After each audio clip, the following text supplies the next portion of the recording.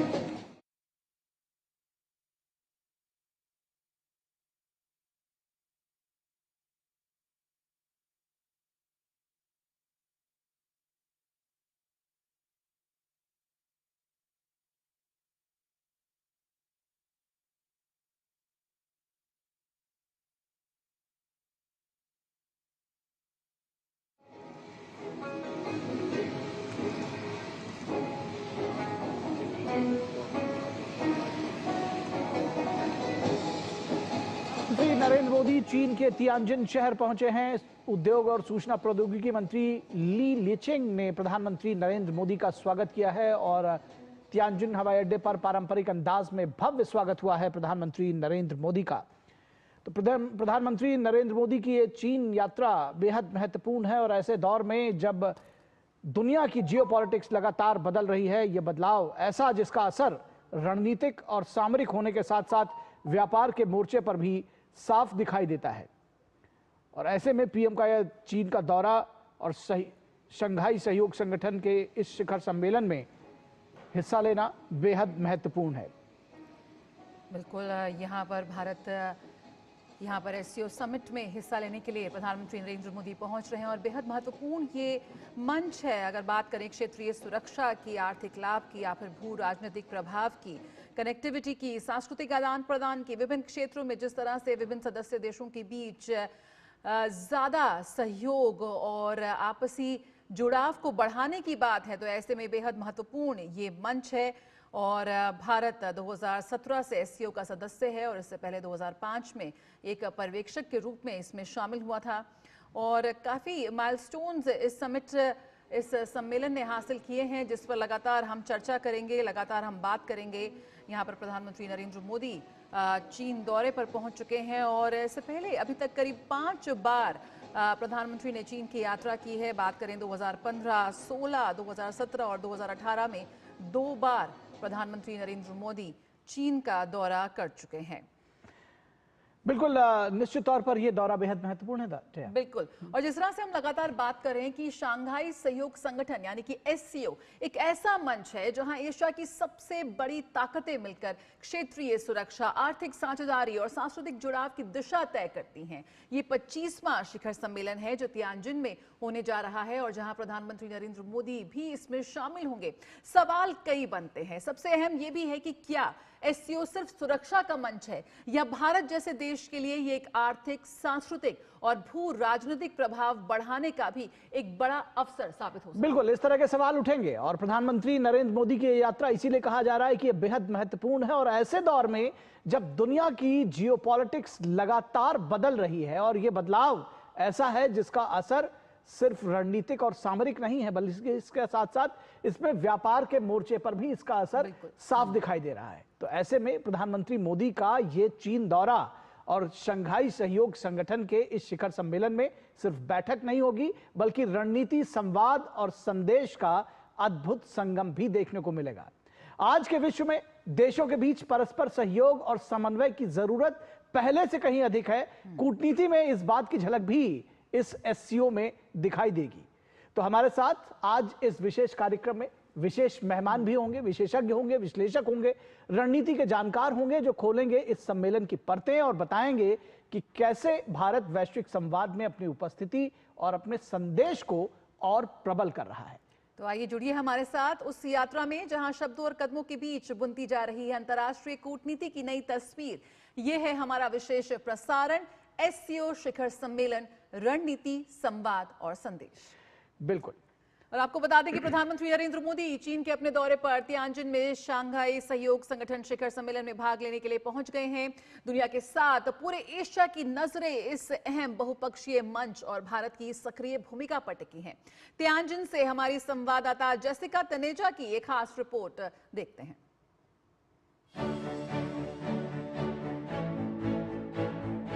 Tianjin में SCO शिखर सम्मेलन में प्रधानमंत्री मोदी की भागीदारी इस महत्वपूर्ण यूरेशियाई संगठन में भारत की भूमिका को एक नए मुकाम पर ले जाती है। भारत 2017 से इस संगठन का पूर्ण सदस्य है और इससे पहले संगठन के शिखर परिषद की अध्यक्षता भी कर चुका है। ये सम्मेलन क्षेत्रीय सुरक्षा सहयोग, आर्थिक साझेदारियां और आतंकवाद विरोधी प्रयासों को आगे बढ़ाने का मंच प्रदान करेगा, जो इस क्षेत्र में भारत के रणनीतिक हितों के लिए बेहद महत्वपूर्ण है। सम्मेलन के दौरान प्रधानमंत्री मोदी कई द्विपक्षीय बैठकों में हिस्सा लेंगे। इन बैठकों में वे क्षेत्रीय स्थिरता, सीमा सुरक्षा और व्यापारिक संपर्क के साथ बहुपक्षीय सहयोग जैसे अहम मुद्दों पर चर्चा करेंगे। तियानजिन से मैं आपको बता दूं कि आने वाले दिनों में शंघाई सहयोग संगठन का शिखर सम्मेलन कई अहम मुद्दों पर केंद्रित रहेगा।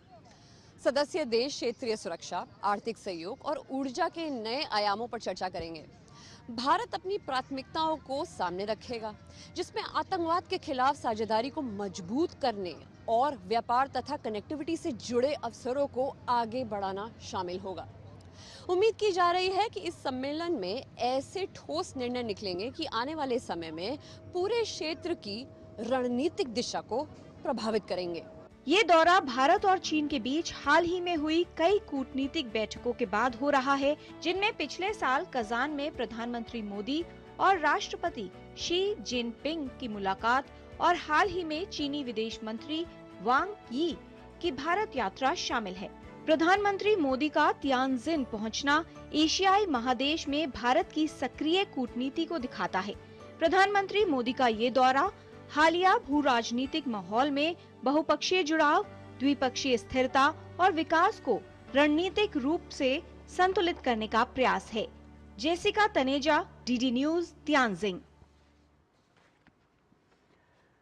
और चीन में भारतीय संस्कृति की छाप देखने को मिल रही है। खासतौर पर नृत्य और संगीत के क्षेत्र में भारतीय कला का प्रसार बीजिंग समेत कई जगहों पर हो रहा है, जहां कई चीनी कलाकार भारतीय शास्त्रीय नृत्य और संगीत के प्रति रुचि दिखा रहे हैं और उन्हें बढ़ावा दे रहे हैं। जिन शांसन ने पहले ICCR स्कॉलरशिप के तहत भारतनाट्यम सीखा और अब तक सैकड़ों चीनी छात्रों को भारतनाट्यम सिखा चुकी हैं, जिनकी छात्रा जेसिका वू दिल्ली में भारतनाट्यम की प्रस्तुति दे चुकी है। इसी तरह झांग जिनगुई ओडिसी नर्तक है और बीजिंग में ओडिशा नृत्य सिखाती हैं। डू जुआंग कथक नृत्यांगना है और भारत, ब्रिटेन, अमेरिका में अपनी प्रस्तुति दे चुकी है।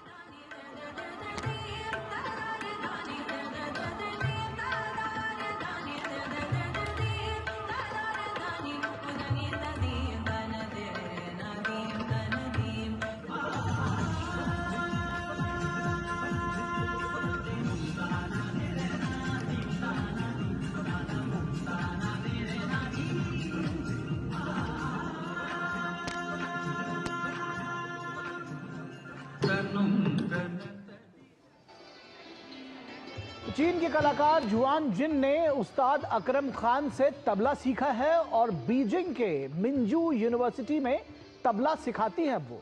मी जुआने ने पंडित भजन सोपारी और पंडित अभय रुस्तम सोपारी से संतूर सीखा और बीजिंग स्थित सेंट्रल कंजर्वेटरी ऑफ म्यूजिक में पोस्ट डॉक्टोरल स्कॉलर हैं।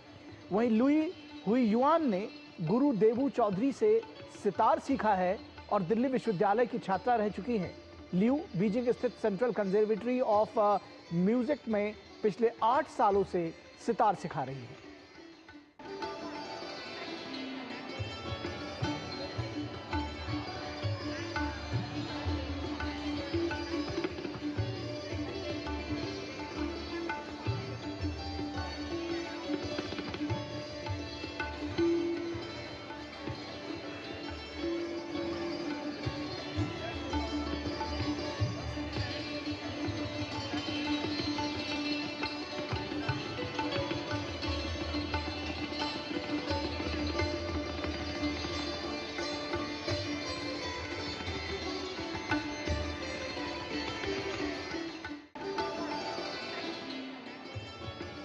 से भारतीय संगीत की धारा चीन में बह रही है, चाहे वो संतूर हो, सितार हो, तबला हो, हारमोनियम हो। ये देखने को साफ मिल रहा है कि किस तरह से भारतीय संगीत की धारा इस समय चीन में बह रही है। चीन के तमाम छात्र भारतीय संगीत में पारंगत हो रहे हैं। भारतीय जो संगीत के उस्ताद हैं, तमाम घरानों के और तमाम वाद्य यंत्रों के, उनसे उन्होंने संगीत सीखा है, संगीत के गुर सीखे हैं और अब वो वहाँ की जो संगीत विश्वविद्यालय और संगीत के कॉलेजेस हैं, जो संगीत की यूनिवर्सिटीज़ हैं, उसमें दूसरे छात्रों को भारतीय गीत संगीत में पारंगत बना रही हैं। तो भारतीय संस्कृति, सभ्यता, परंपरा, दर्शन और उसके साथ साथ भारतीय संगीत, इसका प्रसार चीन में भी हो रहा है।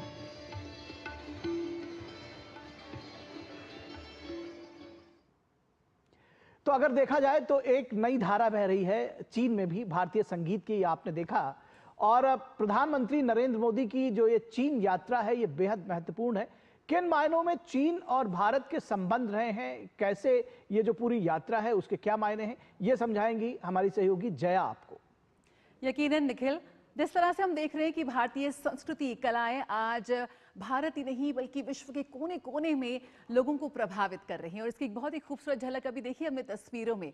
यकीनन प्रधानमंत्री नरेंद्र मोदी की अगर बात करें तो चीन के राष्ट्रपति शी जिनपिंग के निमंत्रण पर शंघाई सहयोग परिषद SCO के राष्ट्राध्यक्षों की 25वीं बैठक के लिए तियानजिन चीन पहुंच चुके हैं और प्रधानमंत्री मोदी द्वारा SCO शिखर सम्मेलन के दौरान कुछ द्विपक्षीय बैठक करने की भी उम्मीद है। तो किस तरह से भारत और चीन के द्विपक्षीय संबंध है, सबसे पहले अगर इस पर नजर डालें तो 1 अप्रैल 1950 को Bharat People's Republic of China के साथ राजनयिक संबंध स्थापित करने वाला पहला गैर समाजवादी गुट देश बना। और जिस तरह से प्राचीन सांस्कृतिक आदान प्रदान दोनों के देशों के बीच है, अगर हम बात करें तो कई शताब्दियों पुराना है आदान प्रदान और करीब 1500 से 1000 ईसा पूर्व में वैचारिक और भाषाई आदान प्रदान के कुछ साक्ष्य भी मौजूद हैं। दोनों देशों के बीच अगर संवाद तंत्र की बात करें तो 30 से ज्यादा यानी कि 30+ द्विपक्षीय तंत्र इस वक्त मौजूद हैं, जिसमें राजनीतिक, आर्थिक, सांस्कृतिक और वैश्विक मुद्दे भी शामिल है। तो दोनों देशों के बीच लगातार संवाद होता है, जिसमें राजनीतिक, आर्थिक, सांस्कृतिक और वैश्विक मुद्दों पर लगातार दोनों देश आपस में बातचीत करते नजर आते हैं और 30 से ज्यादा ऐसे द्विपक्षीय तंत्र इस वक्त दोनों देशों के बीच स्थापित किए गए हैं। तो भारत चीन द्विपक्षीय संबंधों के कई आयाम हैं और उसी की एक कड़ी है। चीनी राष्ट्रपति के अगर भारत दौरे की बात करें तो वो 2014 के बाद 3 बार भारत वो आ चुके हैं, यानी कि लगातार शीर्ष नेतृत्व पर जिस तरह से आपस में सहयोग है वो दिखता है। व्यापार बहुत ही मजबूत कड़ी है दोनों देशों के बीच। अगर द्विपक्षीय व्यापार की बात करें तो अगर लेटेस्ट आंकड़ों पर नजर डालें तो 2024 और 25 में 127 बिलियन अमेरिकी डॉलर से अधिक ये व्यापार रहा है। 2023 की अगर हम बात करें तो भारत में चीनी निवेश की अगर हम बात करें तो 60.37 मिलियन डॉलर ये व्यापार रहा। तो यानी कि लगातार दोनों देशों के बीच व्यापार होता रहा अहम। 2015 से 2023 तक के आंकड़ों में डालें तो कुल चीनी निवेश करीबन 3.2 बिलियन डॉलर अमेरिकी डॉलर रहा है। ये बहुत बड़ी राशि है। अप्रैल 2000 से लेकर मार्च 2025 तक भारत का अगर हम भारतीय निवेश की बात करें तो भारत का चीन में कुल प्रत्यक्ष विदेशी निवेश करीब 2.5 बिलियन डॉलर रहा है। यानी कि दोनों ही देश एक दूसरे के देशों में यहां पर निवेश कर रहे हैं। और ये एक और जो अहम कड़ी है भारत और चीन के रिश्तों में वो है LAC समझौता। भारत और चीन का 21 अक्टूबर यानी कि भारत और चीन ने 21 अक्टूबर 2024 को देपसांग और डेमचोक में भारत चीन सीमा क्षेत्रों में वास्तविक नियंत्रण रेखा पर गश्त व्यवस्था पर यहां पर समझौता किया, जो कि बहुत ही अहम है। भारत चीन सीमा प्रश्न की अगर बात करें तो उस पर भी विशेष प्रतिनिधि तंत्र 2003 में यहां पर स्थापित हुआ और तब से लेकर अब तक दोनों देशों के बीच लगातार वार्ताओं का दौर जारी है। और जो भारत चीन सीमा पर विशेष प्रतिनिधि तंत्र है उसके भारत और चीन के बीच अभी तक 24 दौर की वार्ता हो चुकी है। दोनों देशों के बीच 24 दौर की वार्ता यहां पर हो चुकी है। लेटेस्ट यानी कि अभी नवीनतम जानकारी के अनुसार 18 और 19 अगस्त जो बेहद ही महत्वपूर्ण था, 18-19 अगस्त को इसी साल जब वांग यी का भारत दौरा रहा, जिसको लेकर काफी ज्यादा उम्मीदें थी और यकीनन दोनों देश जब बैठे यहां पर प्रतिनिधि मंडल स्तर की वार्ता में तो किस तरह से विभिन्न मंचों पर, विभिन्न पक्षों पर, विभिन्न मुद्दों पर बहुत ही गंभीरता से बातचीत हुई, ये इस वक्त पूरे विश्व में देखा। डेलीगेशन लेवल टॉक्स थी जिसका यहाँ पर वांग यी ने जहां पर भारत के विदेश मंत्री एस जयशंकर से खास मुलाकात की, तो वहीं एक और सत्र में अजीत डोभाल यानी कि NSA ने इसको लीड किया था। चीन में योग और भारतीय फिल्में बेहद लोकप्रिय हैं। आज भारत ने योग का ज्ञान पूरे विश्व को दिया है। 21 जून 2025 को बीजिंग में 1000 से ज्यादा लोगों ने अंतर्राष्ट्रीय योग दिवस मनाया। फिल्मों की बात करें तो भारतीय फिल्में चीनी क्या पूरे विश्व में अपना धमाल मचा रही हैं। अप्रैल 2025 में इंडियन इंप्रेशंस एक बहुत ही खास इसके तहत चीन में भारतीय फिल्म प्रदर्शन के लिए खास तौर पर एक फिल्म फेस्टिवल का आयोजन किया गया। यकीनन भारत और चीन राजनयिक संबंधों के 75 वर्ष यहां पर मना रहे हैं, उस लिहाज से बेहद खास था और इसी के उपलक्ष्य में वहां पर खास आयोजन भी किए गए। तो भारत और चीन के संबंध लगातार मजबूत हो रहे हैं और इसमें क्या कुछ नए आयाम इस वक्त जुड़ेंगे ये देखना होगा प्रधानमंत्री नरेंद्र मोदी की इस यात्रा के साथ। लगातार हमारे साथ हमारे खास मेहमान भी जुड़ेंगे। रुकेंगे एक छोटे से ब्रेक के लिए, जल्द हाजिर होते हैं।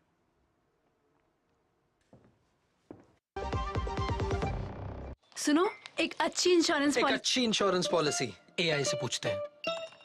एक ऐसी पॉलिसी जिसमें प्रीमियम पेमेंट हो लिमिटेड पर इनकम आती रहे लाइफ टाइम। LIC का जीवन उत्सव। एक ऐसी पॉलिसी जो दे होल लाइफ इंश्योरेंस कवर भी। LIC का जीवन उत्सव। वाओ, चलो तो LIC की जीवन उत्सव पॉलिसी ही लेते हैं। मैं भी तुमसे यही कह रही थी, LIC का जीवन उत्सव। लाइफ टाइम सेलिब्रेशन मनाइए LIC के जीवन उत्सव के साथ, फ्यूचर सेट है। मेरी पसंद, मेरी पसंद, मेरी पसंद, मेरी पसंद, हमारी पसंद, हम सबकी पसंद। मजबूत देश का मजबूत सरिया हो गया स्टील।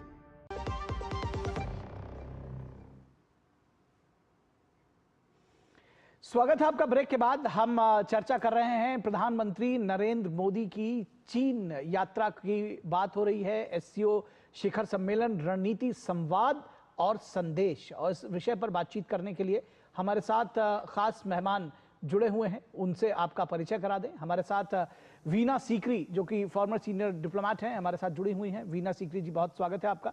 और इसके साथ ही साथ हमारे साथ डॉक्टर रश्मिनी कोपरकर जो कि असिस्टेंट प्रोफेसर हैं school of international studies JNU नई दिल्ली से। बहुत स्वागत है मैडम आपका भी।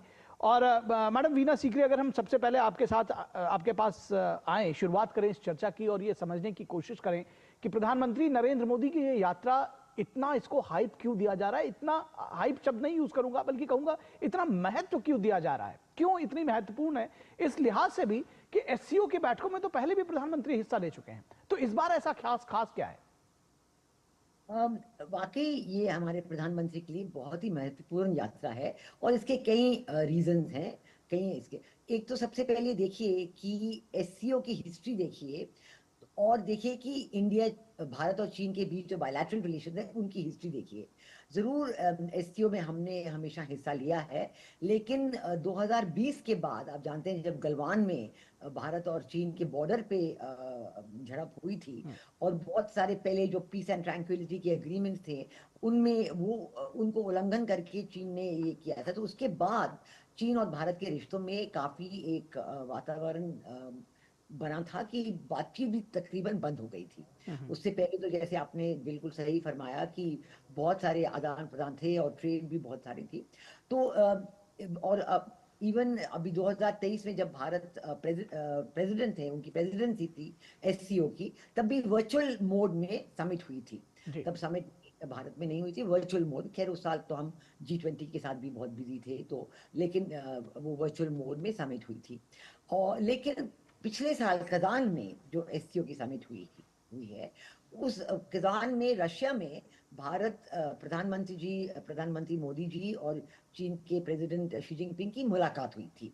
और ये एक बहुत बहुत महत्वपूर्ण मुलाकात थी क्योंकि इट ब्रोक द आइस कि पहले जो मुश्किलें थी और ये 2020 गलवान के इंसिडेंट के बाद, लेकिन ये जो कजान में मीटिंग पिछले साल हुई अक्टूबर 2024 में, उससे ये तय किया गया कि हम आगे से अब अपने डिस्कशन शुरू करें। और कजान में ही वो जो डिसएंगेजमेंट की बात जो थी बॉर्डर पे गलवान और अन्य देमचौक की बात थी, वो डिसएंगेजमेंट का निर्णय वहीं लिया गया। उसके बाद आपने देखा कि फॉरेन मिनिस्टर वांग जी, चीन के फॉरेन मिनिस्टर विदेश मंत्री दिल्ली आए थे, हाल में ही आए थे, एक हफ्ता दो हफ्ते पहले, और बातचीत आगे बढ़ रही है। लेकिन हम तो ये चाहते हैं कि डिसएंगेजमेंट की बात भी, डिसएंगेजमेंट की थोड़ी सी हो गई है, लेकिन moving back of the troops वो हो जाए अब, तो ये बहुत जरूरी है। और ये जो है इसमें देखना है कि अब इस बार तियानजिन में जो मीटिंग हो रही है उसमें इस पे बातचीत, बायलैटरल मीटिंग पे बहुत ध्यान दिया जा रहा है कि ये जो थॉइंग ऑफ द रिलेशनशिप भारत और चीन के बीच ये कंटिन्यू, ये आगे ये बात बढ़ेगी, इसमें और ज्यादा डिसएंगेजमेंट के ऊपर होगा कि ट्रूप्स को भी विड्रॉ, पीस टाइम लेवल्स पे ट्रूप्स विड्रॉ करे, पीस टाइम पोजीशंस पे ट्रूप्स को विड्रॉ करे, ये सब चीजों की बातचीत। तो इसलिए जो bilateral meeting president Xi Jinping और प्रधानमंत्री मोदी के बीच, उस पर बहुत ध्यान दिया जा रहा है। और SCO समिट के हमारे लिए भी बहुत अहम जगह रखती है क्योंकि आप जानते हैं कि SCO में सारे सेंट्रल एशियन कंट्रीज हैं, ईरान भी है, सेंट्रल एशियन कंट्रीज भी हैं, और भारत हमेशा सेंट्रल एशियन कंट्रीज के साथ अपने रिश्तों को मजबूत करना चाहते हैं। जरूर कनेक्टिविटी की प्रॉब्लम्स होती हैं, लेकिन हर बार हम चाहते हैं कि trade, global cooperation, cultural relationship, connectivity, इन पे बातचीत जारी रखे। और ये जो international north south corridor, transport corridor है, उसके तहत भी हम सोचते हैं कि सेंट्रल एशियन कंट्रीज के साथ हमारे जो कनेक्टिविटी की प्रॉब्लम्स हैं उन पे भी, उनका भी हल हो जाएगा। तो इसलिए ये हमारे लिए बड़ी खुशी की बात है कि जब हमारे प्रधानमंत्री जी वहाँ होंगे तो सेंट्रल एशियन लीडर्स के साथ भी उनकी मुलाकात होगी और बातचीत होगी, और ये बहुत ही जरूरी बात है। तीसरी बात ये है कि जो आपने देखा है ग्लोबल टैरिफ्स की जो सिचुएशन है, प्रेसिडेंट ट्रम्प ने ग्लोबल टैरिफ्स लगाए हैं, तो पूरी दुनिया इस तरह से देख रही है कि ये तो देखिए टैरिफ्स की वजह से अब हमारे प्रधानमंत्री चीन और अभी हाल में जापान में थे। लेकिन मैं ये कहना चाहूंगी कि हमारी जो फॉरेन पॉलिसी है एक स्ट्रेटेजिक ऑटोनॉमी पे आधारित है और मल्टी अलाइनमेंट पे आधारित है। तो हमारे लिए ये एक जीरो सम गेम नहीं है। हम ये नहीं कि हम जापान और चीन से मिल रहे हैं तो हम अन्य देशों से नहीं मिल रहे हैं, नहीं। ये जरूर हमारी जो मल्टी अलाइनमेंट की फॉरेन पॉलिसी है, स्ट्रेटेजिक ऑटोनॉमी की फॉरेन पॉलिसी है, इसके तहत ये हमारे प्रधानमंत्री जी गए हैं और जो देश एससीओ के में है, जो प्रेसिडेंट शी जिनपिंग हैं, उन सब से मुलाकात वो करना चाहते हैं, उन सब से हमारे रिश्ते जो हैं उनको आगे बढ़ाना चाहते हैं। तो ये एक है। और फाइनली मैं ये थोड़ा सा कहूंगी कि ये बहुत महत्वपूर्ण चीज है कि हमारे प्रधानमंत्री जी जो यहाँ आ रहे हैं जापान की विजिट के बाद आ रहे हैं। और ये एक बड़ी ज़रूरी बात है क्योंकि जापान की जो हमारे प्रधानमंत्री की विजिट हुई है ये एक बहुत विशेष विजिट थी और उसके नतीजे भी बहुत ही विशेष हैं। और जैसे कि जापान ने कहा है कि वो 68 बिलियन US डॉलर इन्वेस्ट करेंगे भारत में अगले 10 सालों में। तो ये ऐसी चीज़ों के लिए ये भारत के लिए बहुत इम्पोर्टेंट है, बहुत अहम मुद्दा है। और जरूर जो लोग तियानजिन आए हैं उनको भी पता है कि हमारे प्रधानमंत्री जापान से आए हैं। और जापान में हमारे प्रधानमंत्री ने 2 चीजें कही थी। इन्होंने कहा था कि भारत और चीन के रिश्ते बहुत जरूरी हैं क्योंकि ग्लोबल इकोनॉमिक स्टेबिलिटी के लिए भारत और चीन का रोल बहुत जरूरी है। और दूसरी बात उन्होंने कहा था कि भारत और जापान के रिश्ते बहुत जरूरी हैं क्योंकि जापान की टेक्नोलॉजी और भारत का टैलेंट, इनका ये दोनों बहुत ही विनिंग कॉम्बिनेशन है। और इसको लेकर जिस तरह से भारत और जापान ने अगले 10 वर्षों का एक रोड मैप तैयार किया है ये बहुत महत्वपूर्ण है। और इस बात का ख्याल रखते हुए और इस सफल यात्रा के बाद प्रधानमंत्री यहाँ पर चीन पहुंचे, ऐसे में इसका महत्व बढ़ जाता है। डॉक्टर रश्मि हमारे साथ जुड़ी हुई है। जिस तरह से हम बात कर रहे हैं यहाँ पर भारत के लिए कितना महत्वपूर्ण है ये यात्रा और जिस एजेंडे के साथ यहाँ पर आगे हम बढ़ रहे हैं, जाहिर है जो ये नई कूटनीतिक सक्रियता है ये इस वक्त जो बदलते भू राजनीतिक हालात हैं उस लिहाज से और अहम हो जाती है। किस तरह से आप देखती हैं भारत के लिए प्रधानमंत्री नरेंद्र मोदी जो इस यात्रा पर पहुंचे हैं, आज उनका काफी पारंपरिक अंदाज में स्वागत हुआ और जिस तरह से एससीओ शिखर सम्मेलन कल शुरुआत होगा, क्या कुछ मेन एजेंडा यहाँ पर भारत अपने लिहाज से लेकर आगे बढ़ता नजर आएगा? जी, थैंक यू जया जी, धन्यवाद मुझे बुलाने के लिए। इस यात्रा को अगर हम देखते हैं तो मुझे वो 3 लेवल पे इसका महत्व दिखाई देता है। सबसे पहली बात है कि भारत और चीन के जो द्विराष्ट्रीय संबंध है इसके लिए ये महत्वपूर्ण है। दूसरी बात जो क्षेत्रीय भूराजकीय स्थिति है उसके लिए हम इसका महत्व देख सकते हैं। और तीसरा एक जो ग्लोबल जियोपॉलिटिकल सिनेरियो अभी बन रहा है पिछले कुछ महीनों में उसके तहत देखते हुए अगर द्विराष्ट्रीय बात की जाए तो आज जो हमारे पीएम चाइना गए हैं वो लगभग 7 साल के डिस्टेंस के बाद गए हैं। और 7 साल पहले जब 2018 में मोदी जी वहां पे गए थे वो भी एससीओ समिट के तहत ही गए थे किंगडाओ में। और उसके बाद 7 साल वो चीन नहीं गए। हालांकि पिछले साल कजान में जो एससीओ का शिखर सम्मेलन हुआ था उसमें शी जिनपिंग जो चाइना के प्रेसिडेंट है उनके साथ उनकी वार्तालाप हुआ था। और उसके बाद जो संबंधों में एक इम्प्रूवमेंट लगातार दिख रहा है, इसके मद्देनजर ये मीटिंग जो है वो बहुत इम्पोर्टेंट है।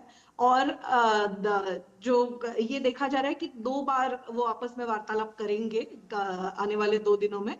इसी के साथ साथ एससीओ के बारे में अगर हम देखें तो भारत के लिए एससीओ बहुत महत्वपूर्ण है।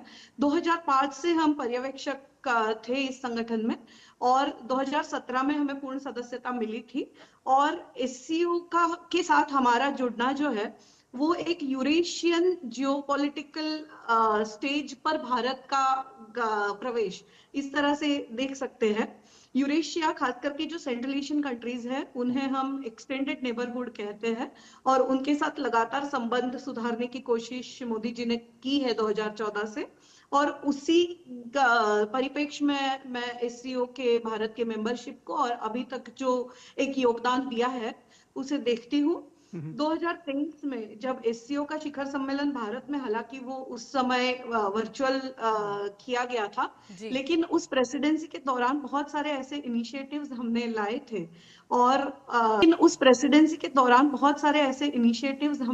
थे और भारत ने एक सक्रिय योगदान उसमें दिया था। एससीओ का जो भारत के लिए महत्व है और एससीओ का जो एक इन जनरल एक दायरा हम देख सकते हैं, तो उसमें सबसे पहले आता है सुरक्षा और स्थिरता, मतलब रीजनल स्टेबिलिटी एंड सिक्योरिटी, जिसमें टेररिज्म और सेपरेटिज्म और एक्सट्रीमिज्म, ये 3 महत्वपूर्ण मुद्दे हैं जिस पे भारत ने बहुत जोरों शोरों से अपनी बात रखी है। इनफैक्ट 2 महीने पहले जब हमारे डिफेंस मिनिस्टर भी किंगदाओ गए थे, तब उन्होंने भी इसमें क्रॉस बॉर्डर टेररिज्म की बात की जाए इसका जिक्र किया था। दूसरा महत्वपूर्ण दायरा है ट्रेड और कनेक्टिविटी का। इस रीजन के साथ जुड़ने के लिए भारत को कनेक्टिविटी बढ़ाना बहुत जरूरी है और उसके लिए ईरान और सेंट्रल एशियन कंट्रीज का महत्व वहां पे आता है। और तीसरा जो एक दायरा है वो कल्चरल स्फीयर में आता है।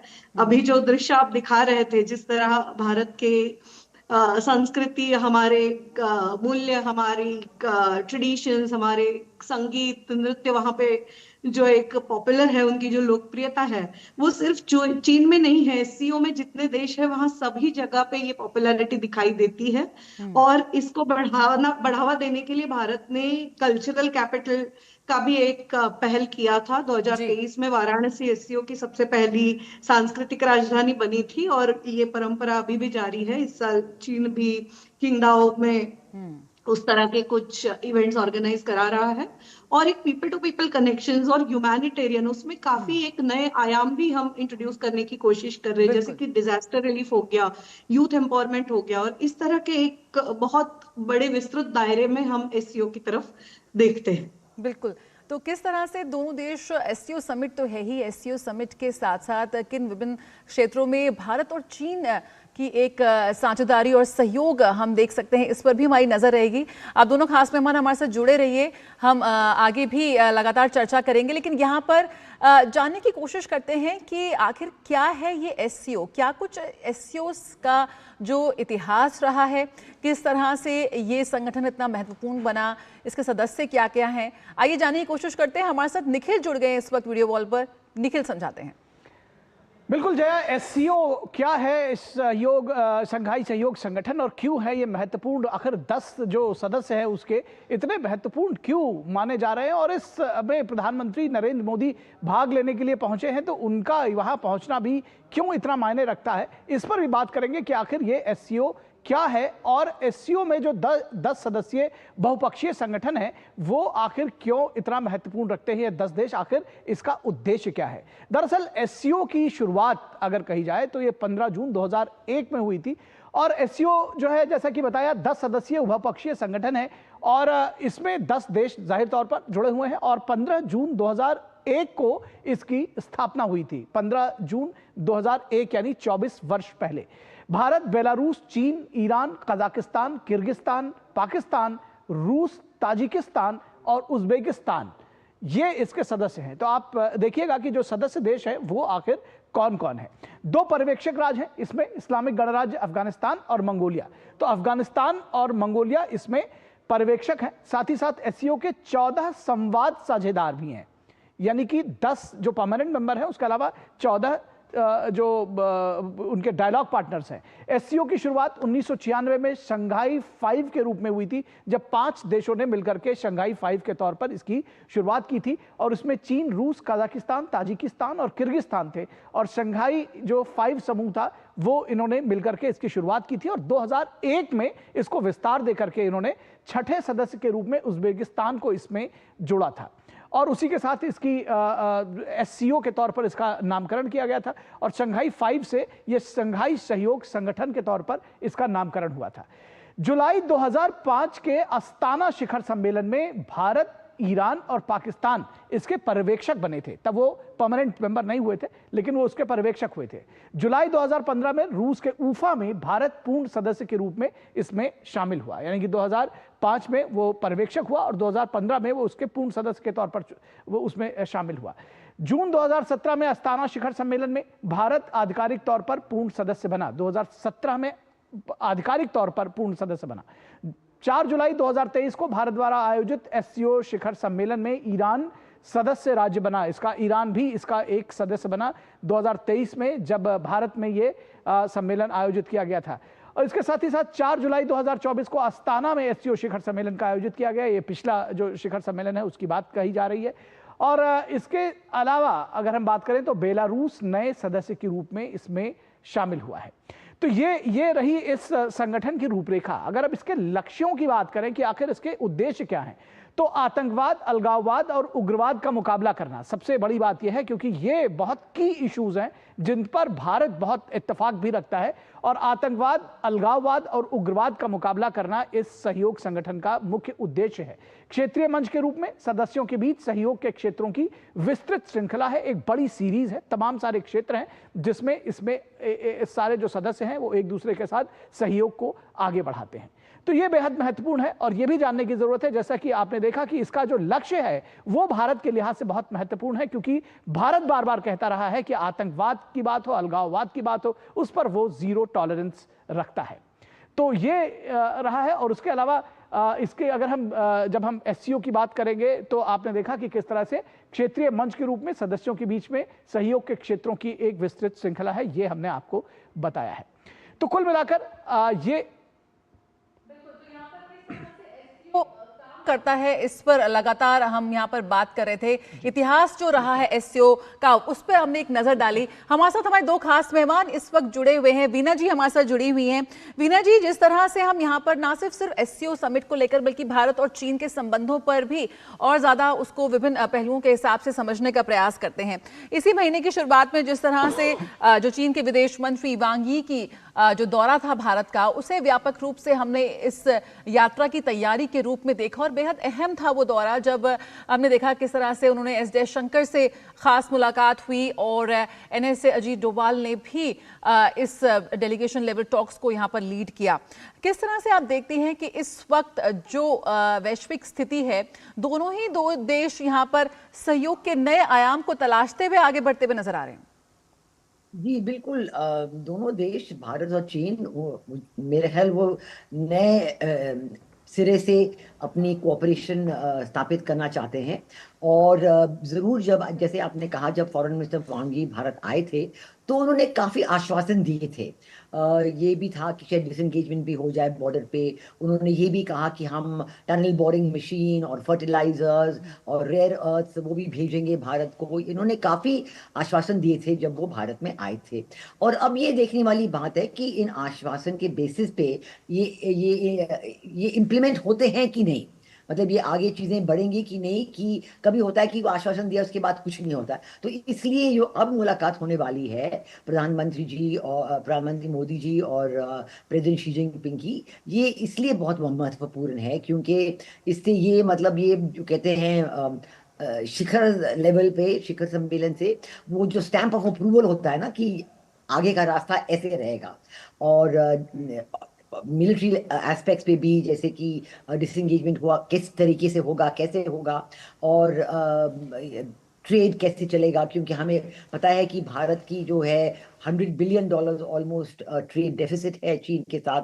तो हम तो चाहते हैं कि ज़्यादा ट्रेड, भारत की चीज़ें भी वहाँ पे स्वीकार हों और एक्सेप्ट हों। तो हम चाहते हैं कि ये जो ट्रेड डेफिसिट है वो कम हो। और टेक्नोलॉजी की ट्रांसफर की बात चलती है, कई चीजें हैं। और अभी तक तो जो रीस्टार्टिंग ऑफ चाइनीज इन्वेस्टमेंट्स उसकी भी बात चल रही है।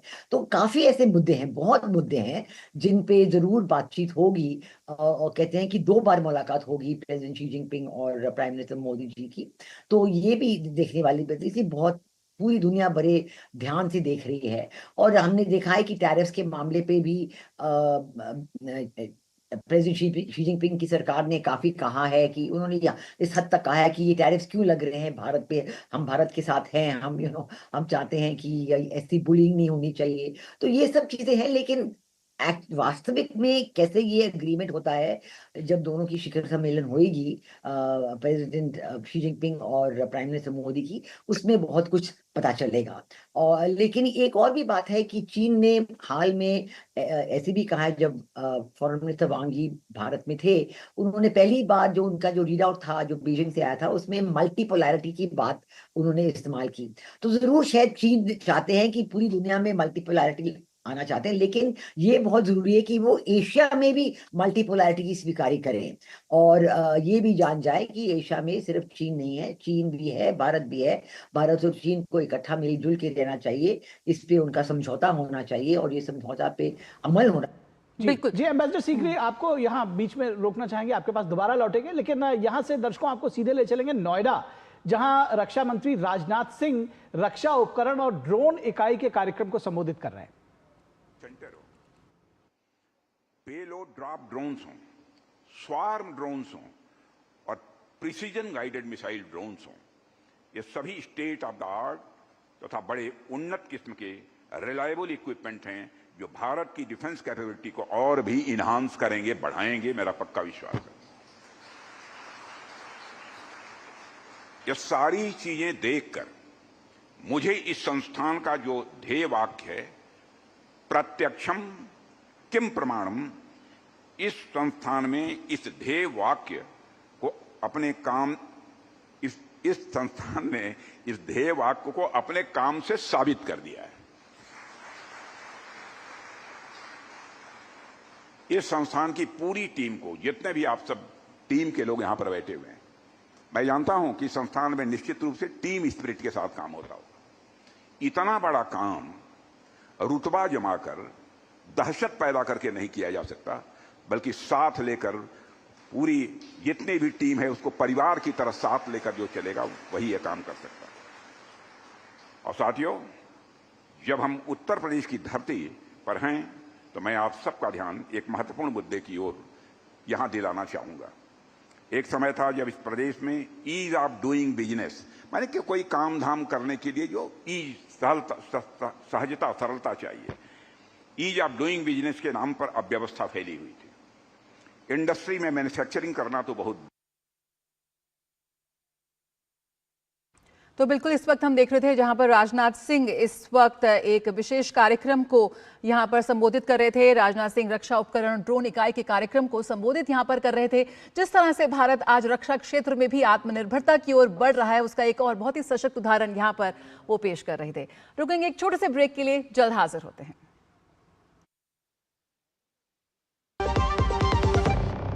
पता है, I was a bright student, कुछ करना चाहती थी, कुछ बनना चाहती थी। आप अपना खुद का स्टार्ट कीजिए ना, खुद का बिजनेस। पर उसमें पैसे तो बहुत लगेंगे ना। Zero investment. Zero investment? हाँ, आई एम डूइंग इट। मैं एक principal madam, she is my client. मैं LIC एजेंट हूँ। LIC एजेंट बनो, अब बड़ा सोचो। हमारी वेबसाइट पर जाएं या अपनी नजदीकी LIC शाखा से संपर्क करें। जब धरती चीर कर निकलता है लोहे का पत्थर और मिलता है मोंगिया के जोश से, फिर तपता है, पिघलता है और बनता है फौलाद। अब होता है सरिया सारी खूबियों के साथ। मोंगिया स्टील, मजबूत देश का मजबूत सरिया। स्वागत है आपका ब्रेक के बाद और हम चर्चा कर रहे हैं SCO शिखर सम्मेलन, रणनीति, संवाद और संदेश। प्रधानमंत्री नरेंद्र मोदी SCO शिखर सम्मेलन में हिस्सा लेने के लिए चीन पहुंच चुके हैं और इस पूरी यात्रा पर, प्रधानमंत्री की इस यात्रा के क्या मायने हैं, इसके क्या किस तरह से इसमें क्या टेक अवेज होंगे, इन सारे विषयों पर बातचीत करने के लिए हमारे साथ दो खास मेहमान जुड़े हुए हैं जिनसे हम लगातार इस विषय को समझने की कोशिश और अपने दर्शकों को समझाने की भी कोशिश कर रहे हैं। हमारे साथ एम्बेसडर वीना सीकरी जुड़ी हुई हैं और डॉक्टर रश्मिनी कपूर कोपरकर, माफ कीजिएगा, जुड़ी हुई, जो कि असिस्टेंट प्रोफेसर है स्कूल ऑफ इंटरनेशनल स्टडीज़ में। डॉक्टर कोपरकर, आपके पास अगर हम आए और ये समझने की कोशिश करें कि जैसा कि आपने कहा कि भाई ये SCO में या भारत के साथ अगर हम चीन के रिश्तों की बात करें, बायलैटरल टाइज हैं, फिर जो रीजनल पॉलिटिक्स है उसके साथ ही साथ ग्लोबल जियोपॉलिटिकल जो टर्बुलेंस चल रहा है इस बीच में ये यात्रा और महत्वपूर्ण हो जाती है। लेकिन क्या जो एससीओ जैसे मंच हैं वो आर्थिक और रणनीतिक अवसर भी खोलते हैं भारत के लिए?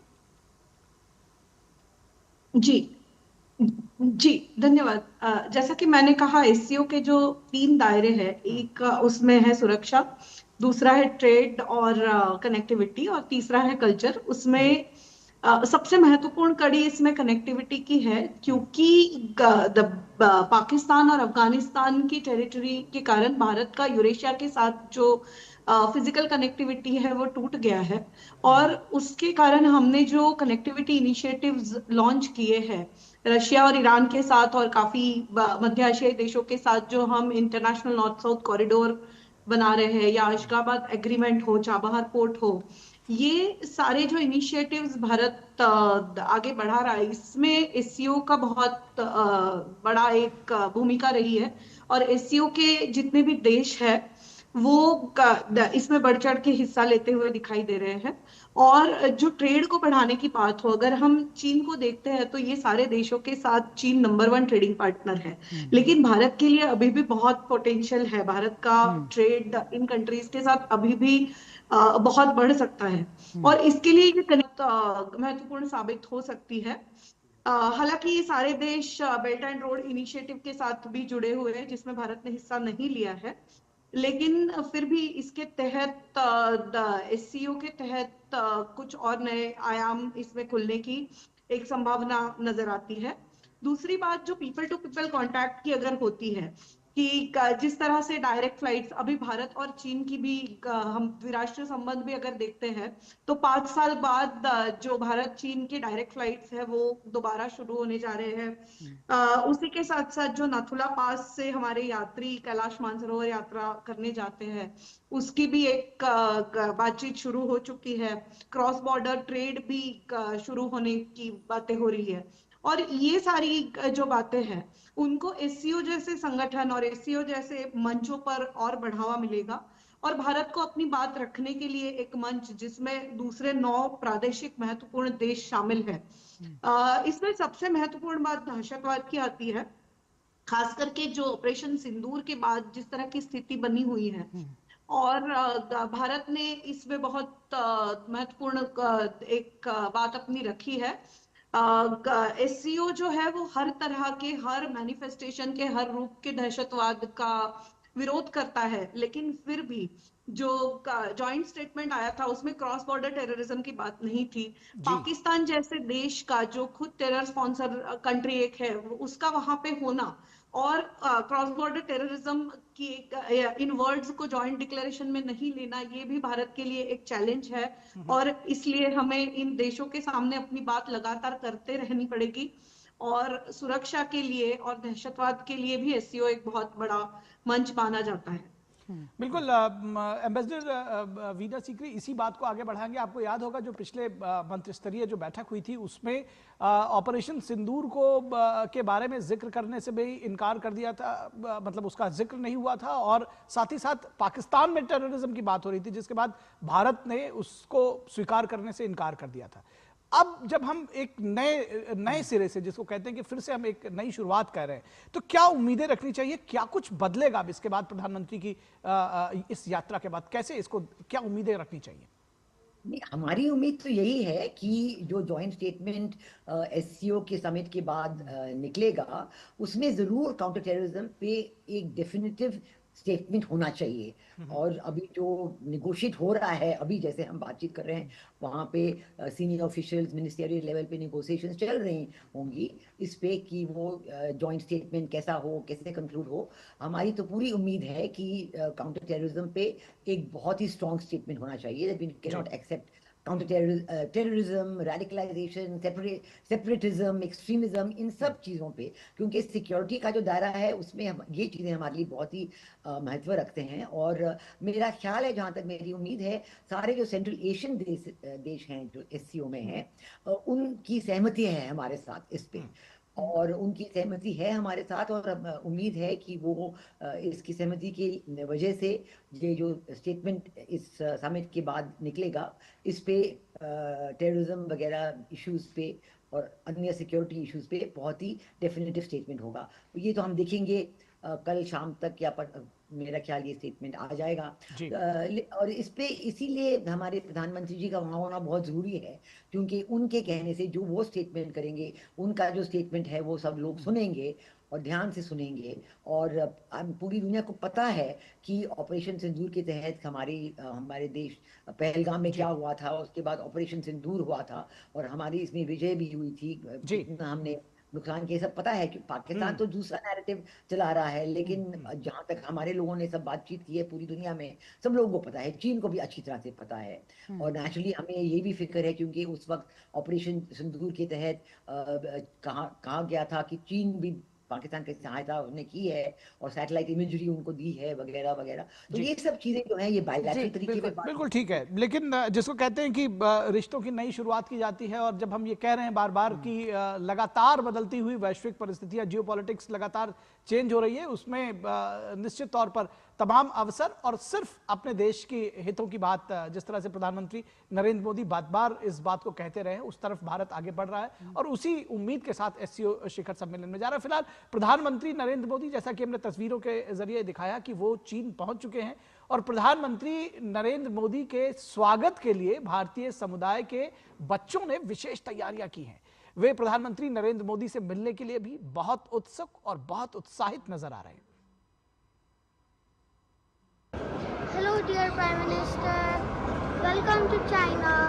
My name is Fojas. I'm going to sing a song for you. रंग लड़ाई हूँ, देश का सिपाही हूँ, बोलो मेरे साथ जय हिंद जय हिंद जय हिंद जय हिंद जय हिंद। नमस्ते प्रधानमंत्री जी, चाइना में आपका स्वागत है। Namaste Modi ji, a very warm welcome to China from all of us here in India. We are so excited to see you building strong friendships with other countries. It makes us so proud. We, the children of India, promise to study hard and be good global citizens, just like you teach us. तो आपने देखा कि किस तरह से बच्चे उत्साहित हैं और बहुत छोटे छोटे बच्चे हैं, और क्या कुछ उत्साह है उनके अंदर। भारतीय समुदाय के बच्चे क्या तैयारी कर रहे हैं और क्या कुछ कह रहे हैं, आइए आपको सुनाते हैं एक बार फिर से। I'm very excited to welcome our beloved Prime Minister, Mr. Narendra Modi, and I really hope that he enjoys his stay at China. Thank you for working hard for our country, and I'm proud to be an Indian.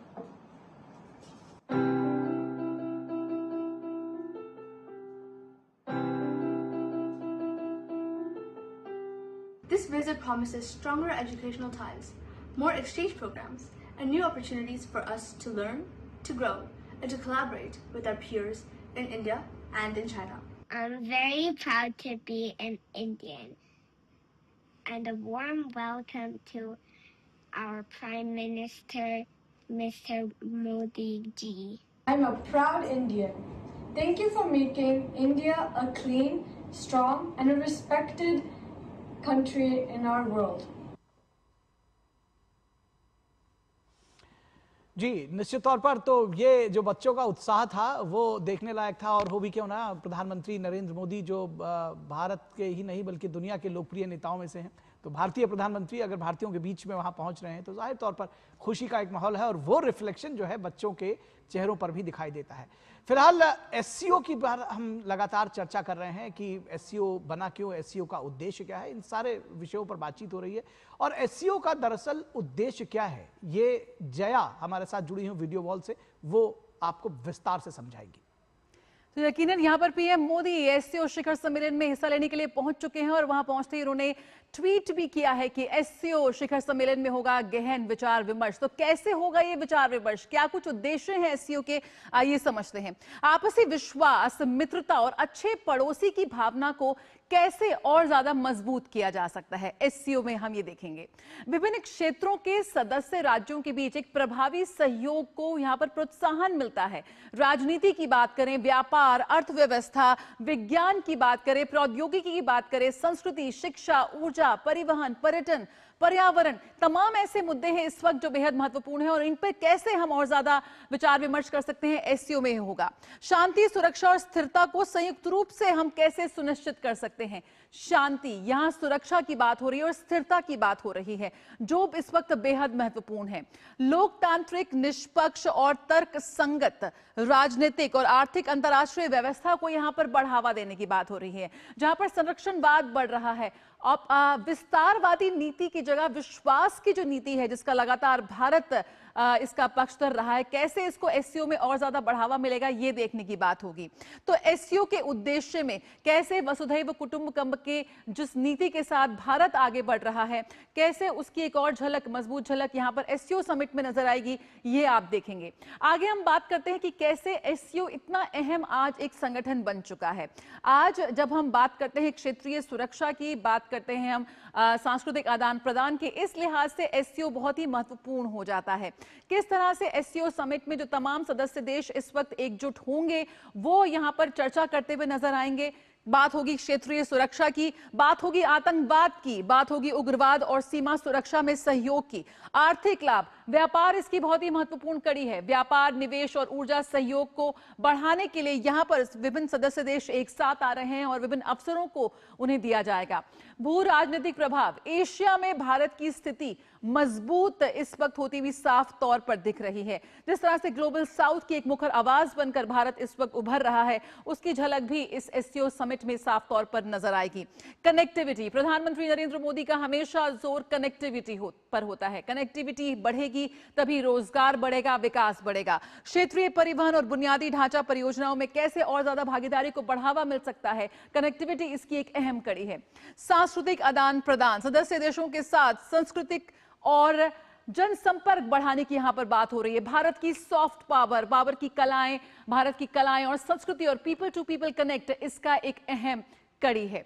Bharat और SCO, Bharat 2017 से SCO का सदस्य है और इससे पहले 2005 की अगर हम बात करें तो ये एक पर्यवेक्षक के रूप में एससीओ से जुड़ा हुआ था। 2023 ये अहम साल था जब भारत की अध्यक्षता के दौरान एससीओ ने अलगाववाद, उग्रवाद और आतंकवाद को बढ़ावा देने वाले कट्टरपंथ का मुकाबला करने में सहयोग पर एक संयुक्त वक्तव्य अपनाया था। अगर हम प्रधानमंत्री नरेंद्र मोदी की चीन दौरे की बात करें तो अब तक 5 बार वो चीन जा चुके हैं। 2015 में जा चुके हैं, 2016 में, 2018 में 2 बार प्रधानमंत्री नरेंद्र मोदी चीन गए। तो यकीनन लगातार दोनों देशों के बीच संपर्क बढ़ रहा है, संवाद बढ़ रहा है शीर्ष नेतृत्व पर, और किस तरह से एससीओ समिट इन दोनों देशों के जो संबंध है उनमें नया आयाम जोड़ता हुआ नजर आएगा, ये अहम होगा इस बार। तो बात करें अगर हम, बिल्कुल, तो बेहद महत्वपूर्ण है ये। और हम आपको यहां से दिखाते हैं प्रधानमंत्री नरेंद्र मोदी इस वक्त, जैसा कि हमने आपको बताया कि वो चीन पहुंच चुके हैं, होटल पहुंचे हैं प्रधानमंत्री नरेंद्र मोदी, और ये वहां के दृश्य हैं जो हम आपको दिखा रहे हैं किस तरह से उत्साहित भारतीय उनका स्वागत कर रहे हैं।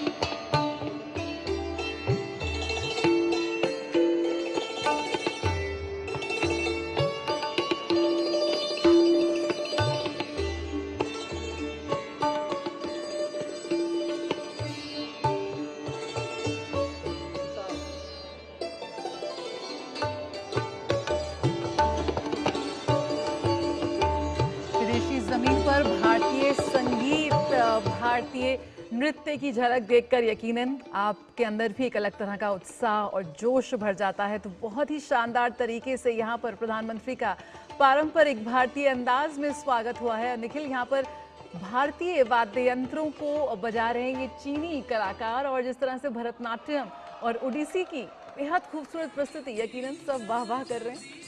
जी बिल्कुल, और भारतीयों का उत्साह भी देखने लायक है। प्रधानमंत्री नरेंद्र मोदी के पहुंचने पर जिस तरह से उनका स्वागत किया गया है, और उससे आपने देखा कि इन तस्वीरों में किस तरह से भारतीय उमड़ पड़े हैं प्रधानमंत्री नरेंद्र मोदी का स्वागत करने के लिए, उत्साहित है। और आपने जैसे कहा कि भारतीय संगीत की एक धारा बही है चीन में, और उसकी एक झलक प्रधानमंत्री के स्वागत के दौरान भी ये दिख रही है, किस तरह से भारतीय शास्त्रीय नृत्य और संगीत यहाँ पर उसके जरिए प्रधानमंत्री नरेंद्र मोदी का भव्य स्वागत किया गया। और ये देखिए, ये तस्वीरें अपने आप में बहुत कुछ बयां करती हैं, किस तरह से प्रधानमंत्री नरेंद्र मोदी को देखने के लिए, उनको छूने के लिए, उनसे हाथ मिलाने के लिए, उनका स्वागत करने के लिए भारतीय समुदाय वहां मौजूद है। और उनके चेहरे पर जो ये खुशी है, ये जाहिर तौर पर जो उत्साह है, उसको वो हमेशा संजो कर रखना चाहेंगे। इन जो ये पल हैं, इसको वो हमेशा याद रखना चाहेंगे। प्रधानमंत्री भी उसी तरह से जया रेसिप्रोकेट करते हैं, हर एक का अभिनंदन स्वीकार करते हैं, हाथ मिलाते हैं, बातचीत यहाँ पर करते हैं। और ये बहुत ही खास मौका होता है इन भारतवंशियों के लिए जो देश से इतना दूर हैं, लेकिन कितना प्यार देते हैं, बिल्कुल, और कितना लेकिन देश से कितना दूर है, लेकिन प्रधानमंत्री नरेंद्र मोदी को अपने बीच पाकर ऐसा लगता है कि सच में आप वापस भारत ही पहुंच गए हैं। जो ये जो कनेक्ट है भारतवंशियों का दुनिया के कोने कोने में मौजूद है, उसको किस तरह से उसमें एक नई ऊर्जा यहाँ पर प्रधानमंत्री नरेंद्र मोदी ने भरी है। कहीं ना कहीं उसका श्रेय हमें सिर्फ और सिर्फ प्रधानमंत्री नरेंद्र मोदी को देना होगा, जो दुनिया भर में मौजूद भारतवंशियों को उन्होंने वापस भारत से जोड़ा है। बिल्कुल, भारत से वापस जोड़ा है। और ये जो तरीका है,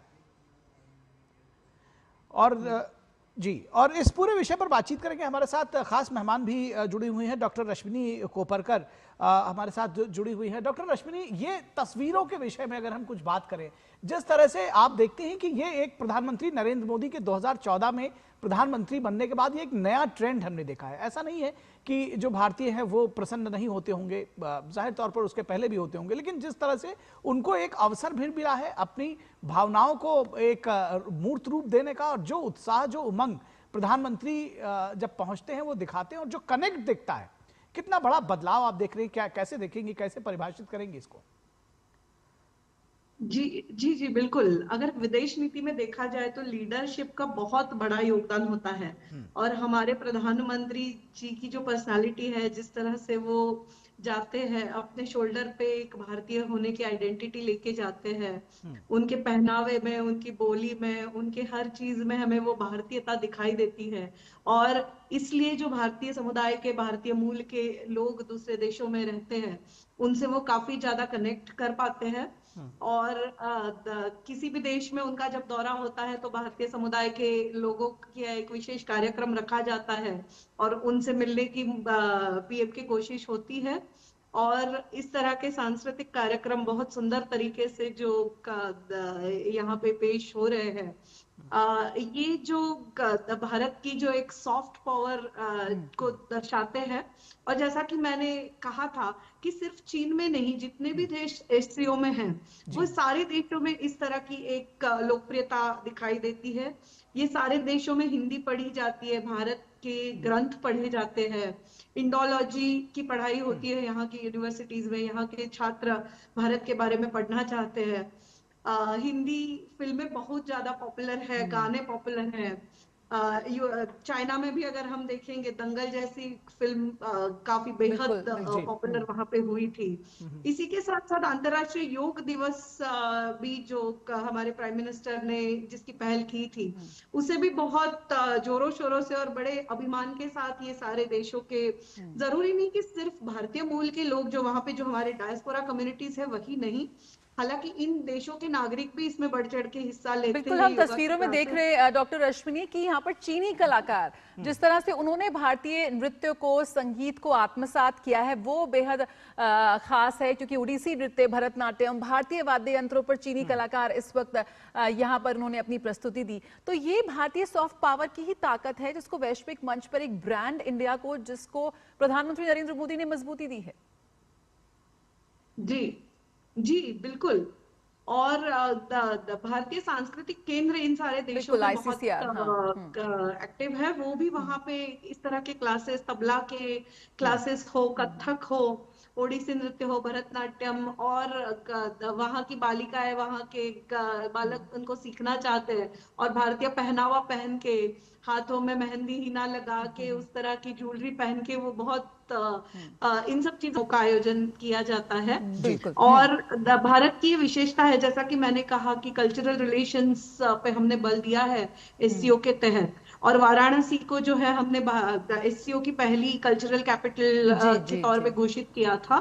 और इसके साथ साथ भारत ने और भी कुछ पहल की है, जिसमें शेयर्ड बुद्धिस्ट हेरिटेज की भी एक बात है, पीपल टू पीपल कनेक्ट की बात है, यूथ एक्सचेंजेस की बात है।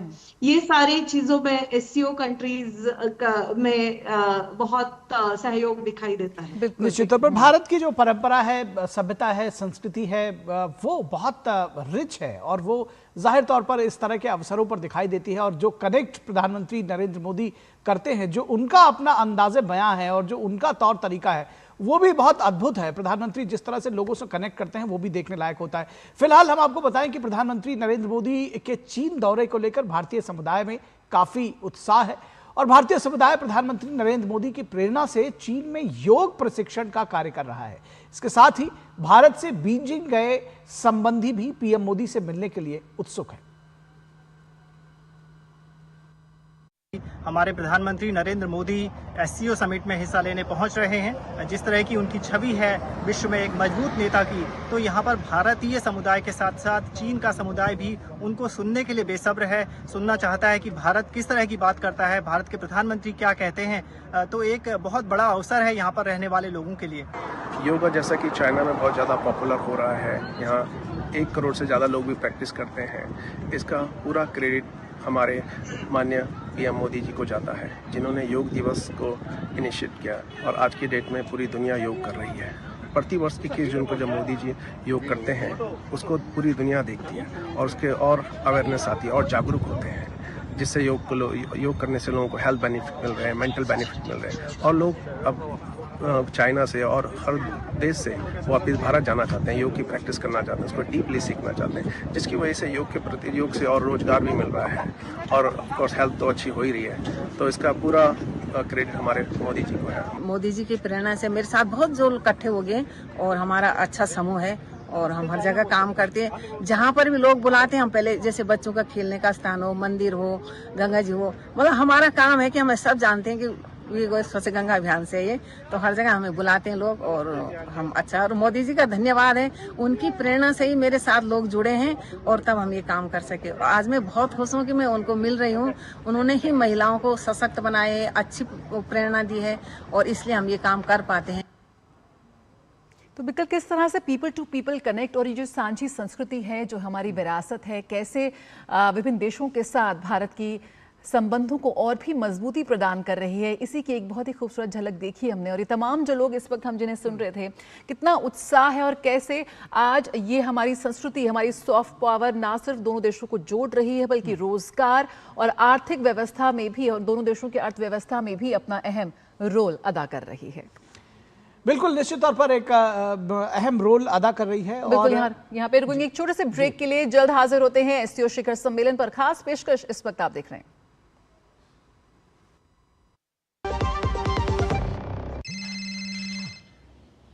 पुलिस?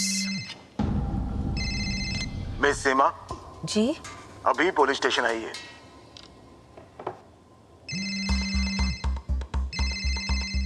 रुकिए वरना घर आ जाएंगे। क्यों? लेकिन मैं अकेले दूसरे कमरे में जाइए। आपका बेटा हमारे कस्टडी में है और आप डिजिटल अरेस्ट में हो। Digital arrest? 1 लाख दो, बच जाओगे। इतने पैसे? अच्छा ठीक है, एक लिंक भेजिए, अभी प्रोसेसिंग के लिए 30,000 दो, वरना बेटा जेल जाएगा। जेल तो तुम जाओगे, तुम्हारा चेहरा रिकॉर्ड हो चुका है। डिजिटल अरेस्ट जैसा कुछ नहीं होता, ये सब फ्रॉड है, इसीलिए पैनिक ना करें। पुलिस, बैंक, आरबीआई इत्यादि के नाम पर आने वाले साइबर अपराधियों के फोन या वीडियो कॉल से सावधान रहें। उन्हें पैसे ना भेजें और तुरंत पुलिस में रिपोर्ट करें। हेलो मम्मा।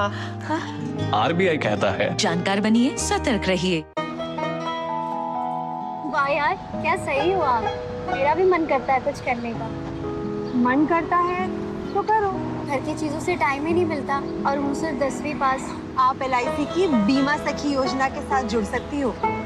मैं LIC एजेंट बन सकती हूँ? पूरी ट्रेनिंग भी मिलेगी, मंथली स्टाइपेंड भी मिलेगा। स्टाइपेंड भी?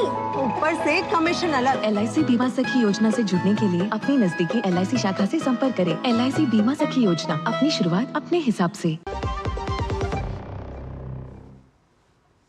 ब्रेक के बाद एक बार फिर आप सभी का स्वागत है और हम चर्चा कर रहे हैं एससीओ शिखर सम्मेलन की, प्रधानमंत्री नरेंद्र मोदी की चीन यात्रा की। प्रधानमंत्री नरेंद्र मोदी चीन पहुंच चुके हैं और वहां पर उनका भव्य स्वागत किया है भारतीय समुदाय ने। और इस पूरे विषय पर बातचीत करने के लिए हमारे साथ डॉक्टर रश्मिनी कोपरकर विशेष मेहमान हमारे साथ जुड़े हुए हैं, असिस्टेंट प्रोफेसर हैं school of international studies JNU में। डॉक्टर कोपरकर, अगर हम एससीओ समिट और प्रधानमंत्री नरेंद्र मोदी की इस यात्रा की बात करें, किस तरह से आप देखती हैं, क्या कुछ, क्योंकि ये बार बार सभी के मन में आ रहा है कि क्या कुछ टेक अवेज हो सकते हैं भारत के लिए इस यात्रा से, कौन से ऐसे मकसद हैं हमारे जो पूरे होंगे?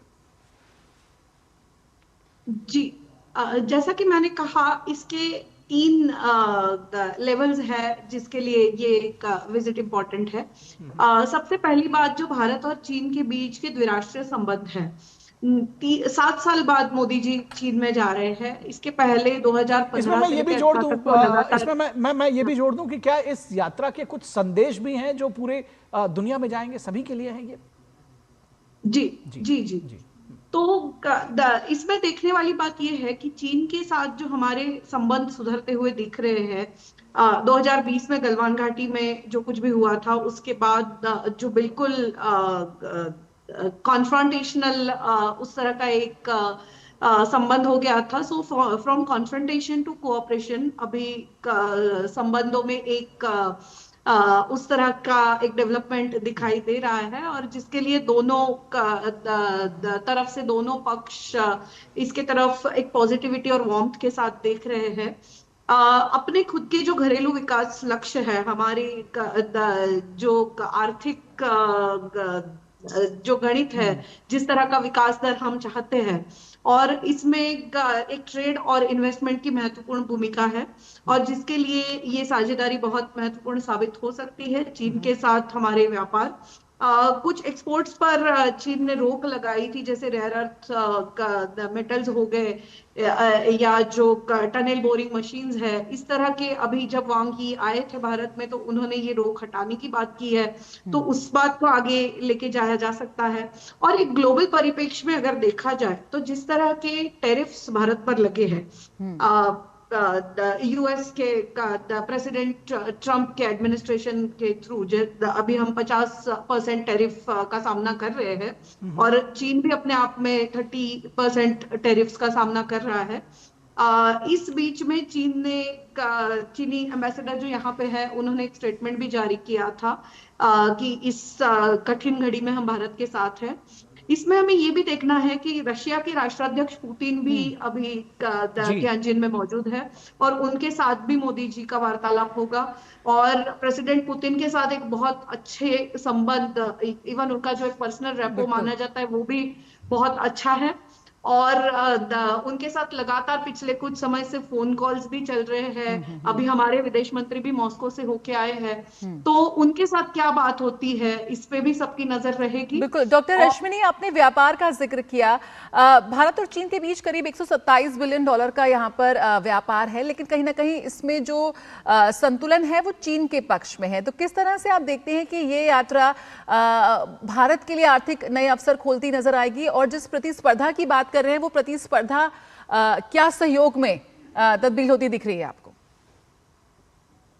जी, अब ये दोनों देश जिस तरह से राइज कर रहे हैं, उस तरह से फ्रिक्शन तो वो तो होगा ही, वो इनएविटेबल है।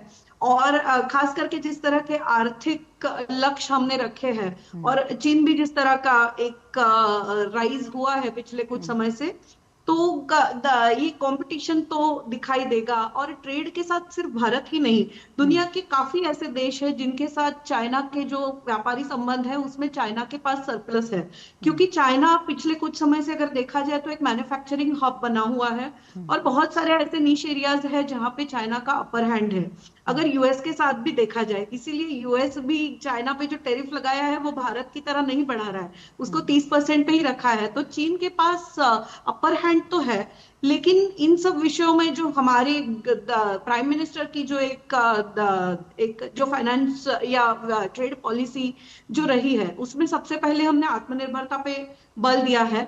और दूसरी बात, जो व्यापार है या जो हमारी ट्रेड पॉलिसी है, उसमें हमारे जो MSMEs है या हमारे जो किसान हैं, उनको भी एक तरह से प्रोटेक्ट करने की बात हम करते हैं कि जो भी हम व्यापारी नीतियां बनाएंगे वहां से कहीं भी हमारे जो किसान है या हमारे जो छोटे उद्योजक है उनको कहीं नुकसान ना हो। तो ये सारी चीजों पे ध्यान रखना होगा और आई एम श्योर इन सब बारे में भी वहां पे बात होगी। ट्रेड पोर्ट्स वहां पे अभी बॉर्डर ट्रेड पॉइंट्स जो है वो भी खुलने वाली एक बात है, तो इन सब बातों में वहां पे चर्चा जरूर होगी। बिल्कुल, आपने यहाँ पे रूस का जिक्र किया डॉक्टर रश्मिनी, यहाँ पर रूस और चीन दोनों ही SCO को यहाँ पर ज्यादा मजबूती प्रदान कर रहे हैं। बिल्कुल, आपसे हम लगातार बात करेंगे डॉक्टर रश्मिनी। इस वक्त हम सीधे रुक कर लेते हैं तियानजिन का, जहां मौजूद है हमारे संवाददाता अरुण शर्मा। इस वक्त अरुण शर्मा हमारे साथ जुड़ चुके हैं।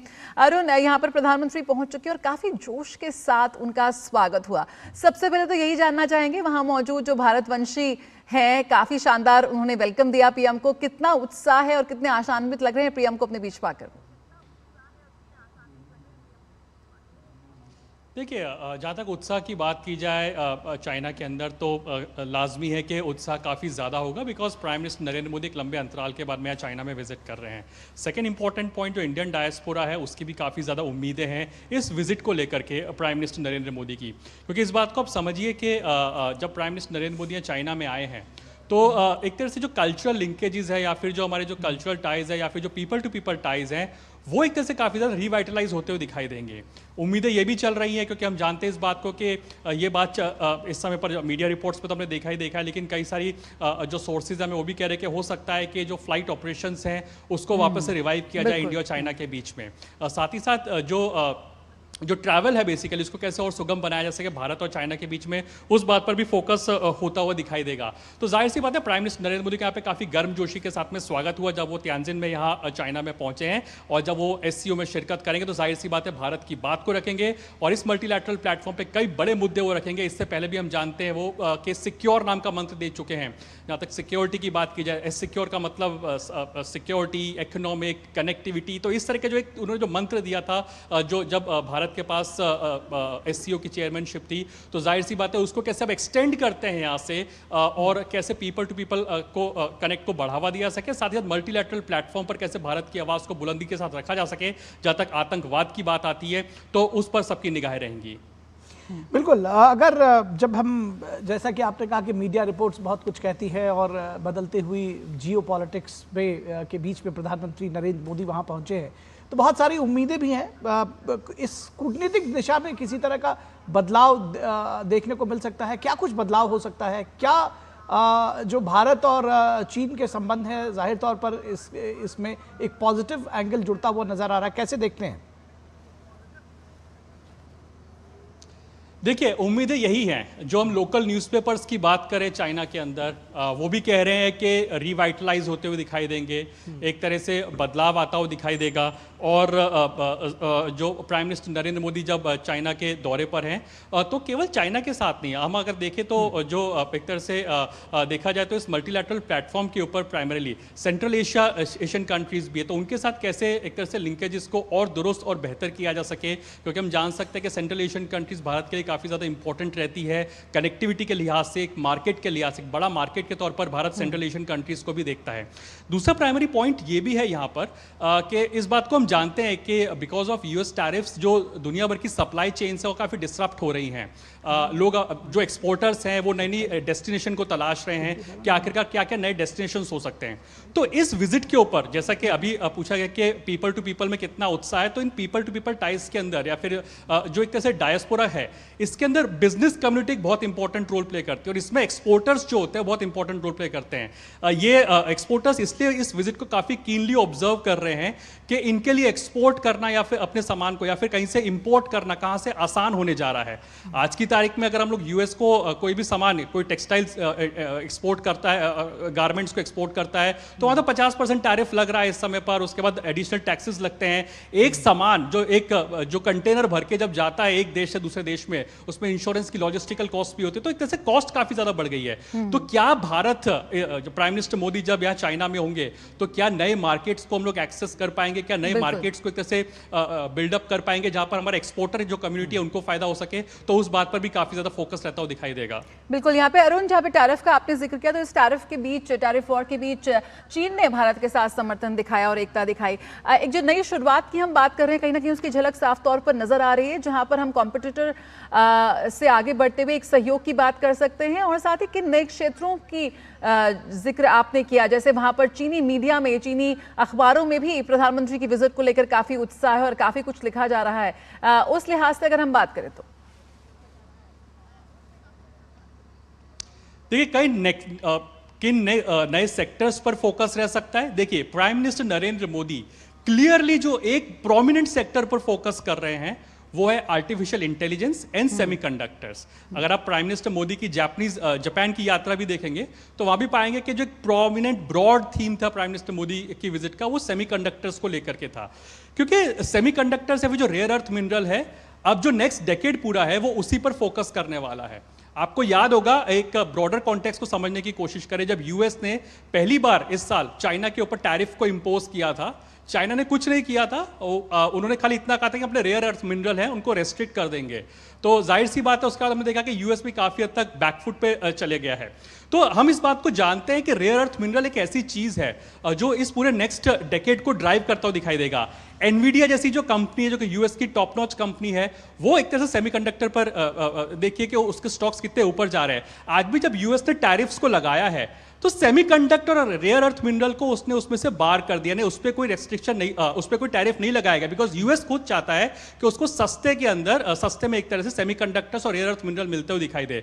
तो जब प्राइम मिनिस्टर मोदी चाइना में यहाँ पर होंगे तो रेयर अर्थ मिनरल भी एक इंपॉर्टेंट सेक्टर रह सकता है, क्योंकि इस बात को हम जानते हैं कि इंडिया ने खुद एक तरह से मिशन मोड में एक तरह से रेयर अर्थ मिनरल को एक्सप्लोर करने की दिशा के अंदर मिशन मोड में भारत भी काम कर रहा है। अच्छा खासा एक बेस भारत के पास भी है, लेकिन भारत भी इस बात पर फोकस करेगा कि रेयर अर्थ मिनरल हो गया, जिसको लिथियम बोलते हैं, इस तरह के जो बहुत क्रिटिकल मिनरल्स होते हैं, उसको लेकर के कहीं ना कहीं कहां पे टाइप्स किए जा सके, कोलैबोरेशन किया जा सके, और चाइना एक तरह से उसमें बेहतर और एक स्ट्रॉन्ग कोलैबोरेटर या फिर पार्टनर के तौर पर उभरता हुआ दिखाई दे सकता है। तो वही चाइनीज मीडिया के अंदर भी यहां पर है कि कैसे कोलैबोरेशन अगर होता है तो रेयर अर्थ मिनरल या फिर लिथियम जैसे सेक्टर भी फोकस में रह सकते हैं। तो दो बड़ी अर्थव्यवस्था जब साथ आ रही हैं और साथ में बैठ के बातचीत होगी तो किन अहम चीजों पर समझौते हो सकते हैं, इस पर हमारी नजर है। बहुत बहुत शुक्रिया अरुण, फिलहाल हमारे साथ जुड़ने के लिए इस जानकारी के साथ।